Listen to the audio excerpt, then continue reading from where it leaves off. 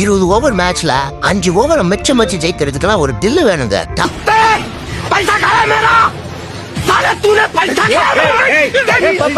இங்கிருந்து LSC top மோடுக்கு போவாங்க தான் நினைச்சோம். ஆனா நடந்ததே வேற. புவனேஸ்வர் குமாரும் ரசித்தாரும் ஆளுக்கு 3 விக்கெட்டை எடுத்து எல்எஸ்சியை 146க்கு ஆல் அவுட் ஆக்குனாங்க.